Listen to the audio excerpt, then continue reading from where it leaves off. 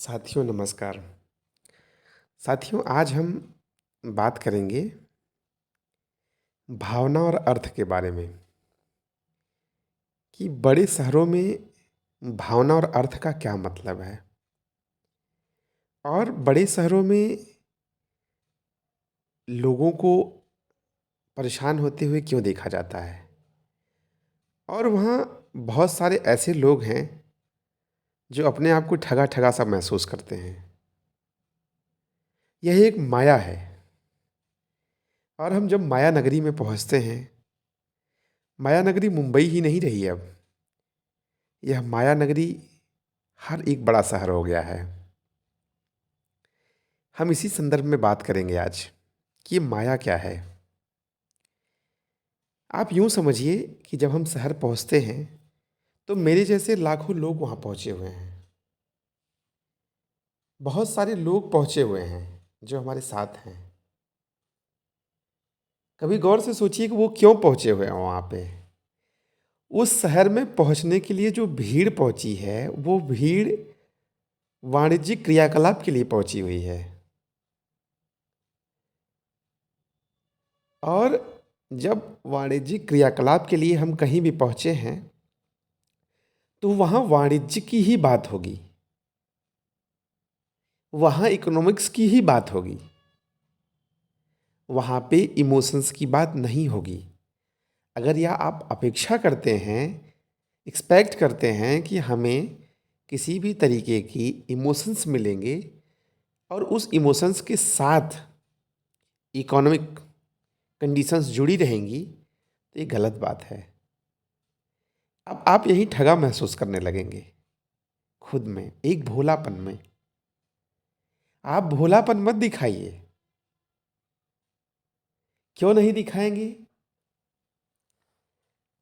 दोस्तों जब हम यह जान रहे हैं कि इस शहर में इस जगह पर पहुँचने वाला सभी व्यक्ति, कोई भी व्यक्ति ऐसा नहीं है जो व्यक्ति किसी कारण से नहीं, केवल अर्थ के कारण से आया है। कोई ऐसा व्यक्ति नहीं मिलेगा आपको जो बिना अर्थ के आया हो यहाँ पे। उस शहर में आने वाला समस्त प्रकार का प्राणी, समस्त प्रकार का व्यक्ति अपने वाणिज्यिक क्रियाकलाप के लिए वहाँ आया है। उससे उसके पेट भरने, अन्य प्रकार के पोषण, सभी लोग सभी तरीके से जुड़े हुए हैं और सभी व्यक्तियों को पैसा प्राप्त करने का एक अलग-अलग टेक्निक पता है। वह आपसे मिलेगा, उसे आपसे कैसे पैसा चाहिए, वो आपसे निकालेगा। आपका वह सगा नहीं है, आपका वह भाई नहीं है, वह आपके गाँव का पड़ोसी नहीं है जो आपके इमोशंस को समझेगा। वह एक व्यक्ति है जो कि उस शहर में बड़ी क्रियाकलाप के लिए आया है। उसी प्रकार से उसका पोषण होता है। उसके उसका वही पेशा है, उसका वही प्रोफ़ेशन है। तो मित्रों, आपका अब आप सोचिए कि आपके पास इमोशंस हैं, उसके पास इमोशंस भी हैं, लेकिन उस इमोशंस से अगर वो काम करेगा तो उसका पेट नहीं भरेगा। जैसे आप कचहरी में पहुँचते हैं, तो वहाँ रहने वाला हर व्यक्ति एक तरीके से देखा जाए कि वो पिता है, पुत्र है, माता है, कुछ हर सभी लोग सगे-संबंधी हैं। जब आप उसके पास मुकदमा लेके पहुँचते हैं तो फ़ीस नहीं लेता है अपनी, अपनी माया नहीं दिखाता है। तो हर शहर में एक छोटी माया है, कचहरी दीवानी। तो अब वह वही उसी तरीके से ये पूरे फैले हुए महानगर, नगर हैं, जहाँ पे अपनी-अपनी माया है। माया क्यों है दोस्तों? क्योंकि सभी लोग वहाँ बड़ी क्रियाकलाप के लिए हैं।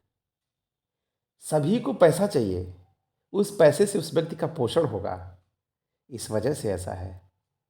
अतः सावधान रहें, अपनी क्रियाकलाप करें, अपने को जाँचें-परखें, अपने को खूब अधिक मात्रा में लोगों से जोड़ें।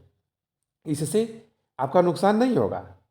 आपको उस शहर की बड़ी छोटी-छोटी बारीकियाँ पता चलेंगी। उस शहर का जीवन जो है वो आपको इस तरीके से अगर आप जुड़ेंगे तो आपको आसान बनाएगा। आपका जीवन उस शहर में आसान हो जाएगा जीना। नहीं तो आप दर-दर पे ठोकरें खाएँगे और दर-दर पे जगह-जगह डर-डर के रहेंगे।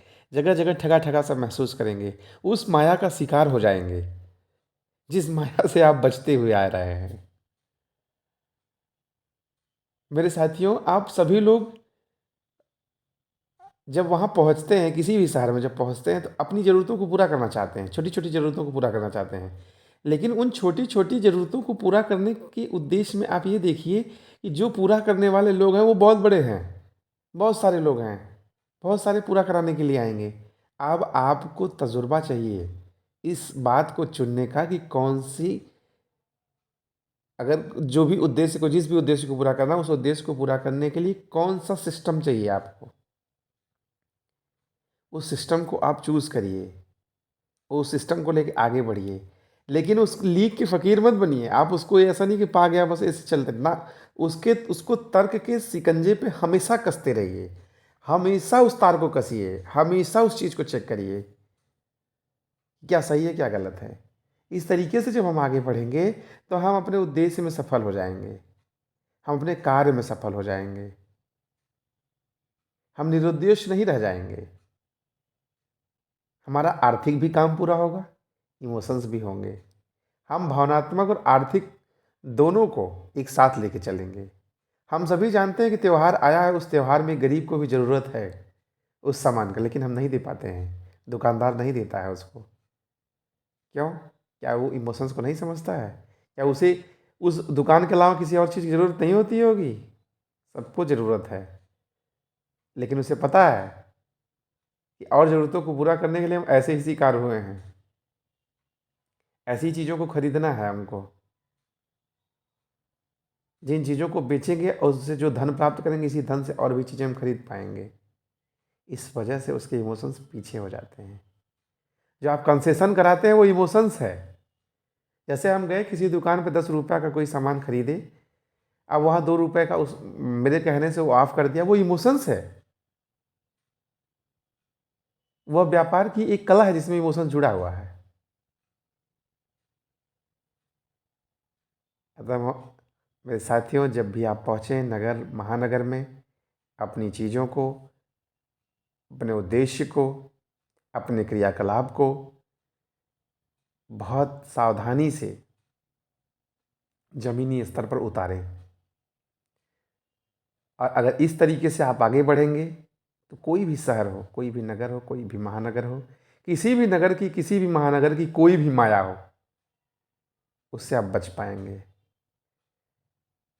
नहीं तो शिकार हो जाएँगे उसके, परेशान होंगे। अब बाद में उसका रिज़ल्ट यह निकलेगा कि खुद को आप बहुत एकाकीपन में ला देंगे। परिवार से आपका रिश्ता बहुत खराब हो सकता है। आप अपने आप को असहज महसूस कर सकते हैं। इसलिए मेरे दोस्तों, आप अपना परिवेश जो भी बनाते हैं आस-पास, उसमें अपने आप को धीरे-धीरे, धीरे-धीरे अभ्यास करके तर्कात्मक ढंग से ढाल लीजिए। आपके लिए फ़ायदेमंद रहेगा। नहीं तो नगर, महानगर में कोई साथ देने वाला आपका नहीं है। क्यों साथ देने वाला नहीं है? क्योंकि वहाँ हर व्यक्ति आपके साथ खड़ा है, ऐसा नहीं कि नहीं है। खड़ा है, लेकिन वाणिज्यिक क्रियाकलाप में वो आपसे अलग है। और आज के समय में वह सबसे महत्वपूर्ण विषय हो चुका है, पैसा।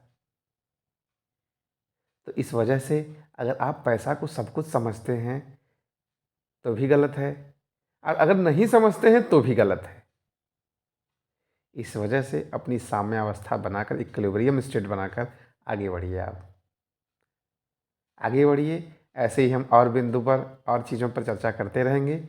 जय हिंद, जय भारत दोस्तों। और अपने आप को सहज रूप से स्वीकार कीजिए कि हम जो हैं वो परफेक्ट हैं, जो कर रहे हैं ठीक कर रहे हैं। ऐसे तर्कात्मक ढंग से अगर आप सोच के आगे बढ़ेंगे, सब काम सफल होगा। फिर से जय हिंद, जय भारत दोस्तों।